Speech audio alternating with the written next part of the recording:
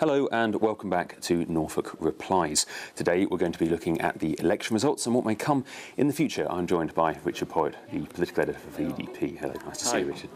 So, just a quick recap. I'm sure you haven't missed it, but here we are, post-election, and the Tories really didn't get the result they were expecting. They went from 330 seats down to 317, and Labour rose in the figures. That leaves us with a hung parliament. No party has a majority, and it looks like they're forming a sort of government with the Democratic Unionist Party. So, first off, Richard, just give me your initial reaction to that news. That is not what people were thinking was going to happen.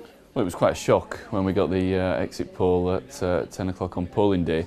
And what's happened since has been quite shocking as well. I think a coalition with the DUP is certainly not what Theresa May was hoping for when she called this election. The plan was, of course, to get a very big working majority. She was hoping for maybe 100 or more MPs in the House of Commons, the majority, and she's got 0. So now she's got to get into bed with the DUP, a Northern Irish party. You've got 10 MPs. In the hope that she can squeeze Brexit through, and it is going to be very much about Brexit now, because I think anything controversial that was in their manifesto is simply not going to make it through the House of Commons. Absolutely, and we'll come on to that. And of course, early on, some polls giving the Tories a 20% lead in the polls. It seems like that completely disappeared. Yeah, I mean, I think there were campaign issues, clearly. I think the Tories had a strong start, but they didn't grow into the campaign at all, whereas Jeremy Corbyn really did grow into the campaign. He's fantastic on the stump, he's great canvassing, he's great with real people, and Theresa May simply didn't really meet any real people. So he grew, and once the Tory manifesto had come out, that really was the end of a campaign that Theresa May hoped to be a huge success, I think.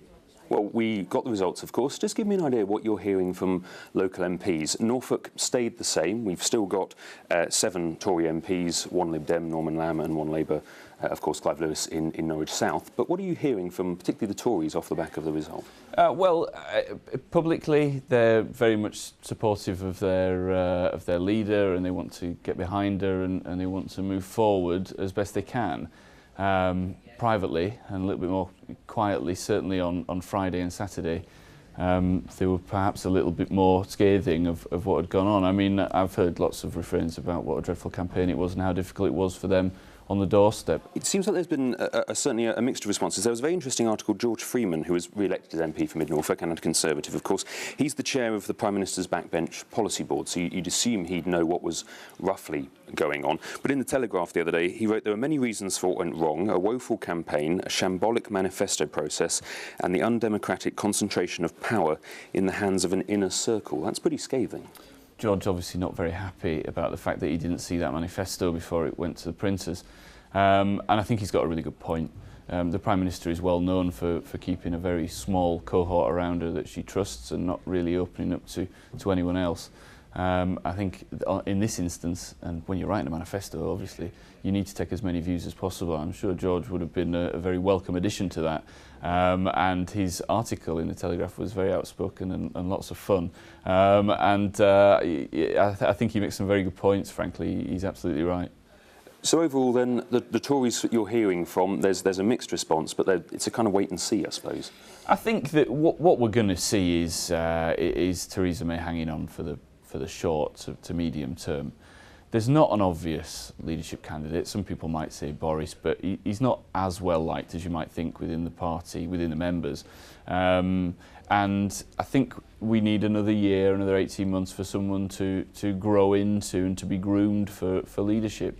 And once we get to a year, 18 months, then I think we're probably going to be looking at 2 years and the end of those Brexit negotiations before we have a change of leadership. We should briefly look at both of the main party leaders. You've obviously mentioned Theresa May a lot.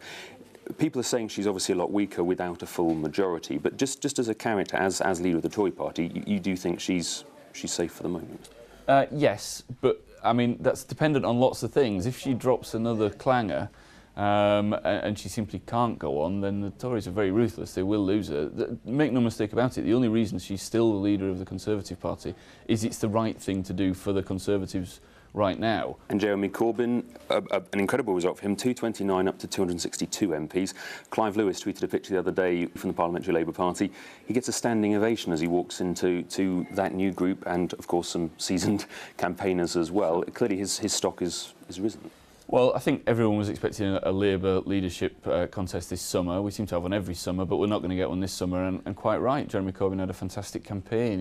He confounded the critics. All the commentators, including myself, got it absolutely wrong.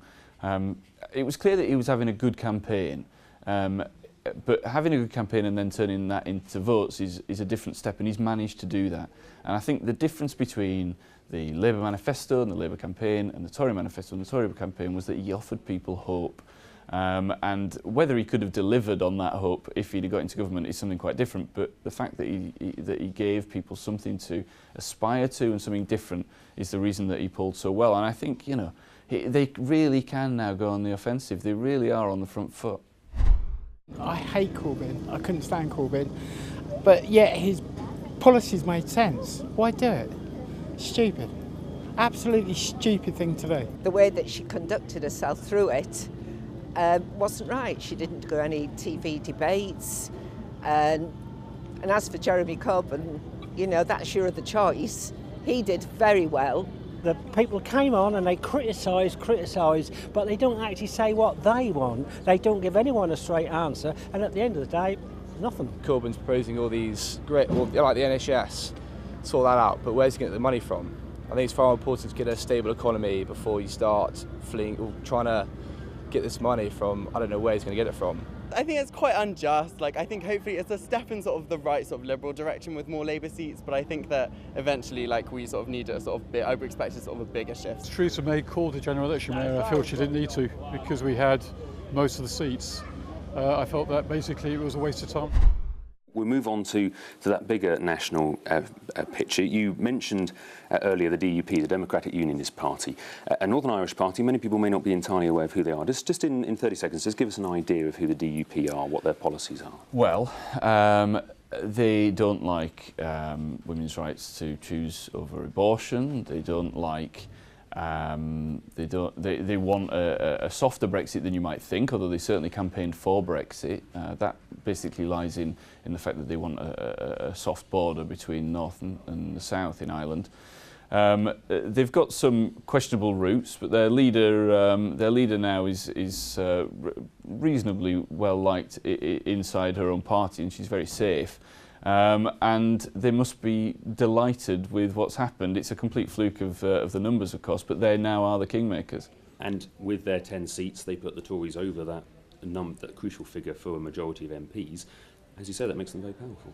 They're very powerful. And the big question, of course, of which none of us know the answer to, is what impact that will have on the peace process in Northern Ireland. Sinn Féin obviously not very pleased that the DUP are now not in government, because this is a very different coalition than we had with the Tories and the Lib Dems. This is much more informal, and we'll probably get budgets through and Queen's speeches through rather than anything controversial, as I mentioned before. But nonetheless, there's a lot of questions that still need to be answered about that and about how unstabilising this could be for that process. And you mentioned Brexit as well, of course. We're going into those negotiations very, very soon.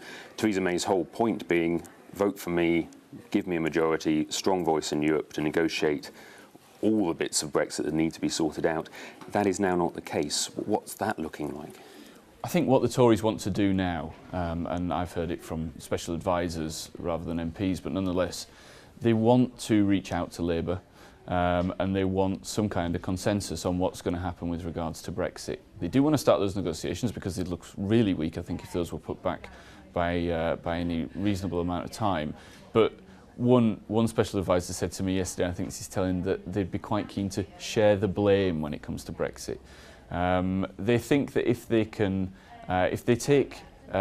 go through Brexit, there's going to be some unpopular things as we come out of Brexit. The party that leads us through Brexit probably won't poll as well as they might have done beforehand. They want Labour to take as much of a hit as them. Labour have got to decide now if they can be involved in that, or if they want to push the Tories right off a cliff. And just finally, Richard, just to push you, in 20 seconds, your prediction, what you think is going to happen in the next few days, few weeks, few months? I think that what we're going to see is the Brexit negotiations start. That's going to be very tricky. It's going to be a really tough time for the government. I think Theresa May will hang on until after those negotiations are through. I think the Tories will act very quickly after that to get rid of her. Brilliant. Richard, thank you very much indeed for joining us, and thank you for watching. That was Norfolk Replies. First thoughts on what's going to happen after that incredible election result. Thank you very much for joining us.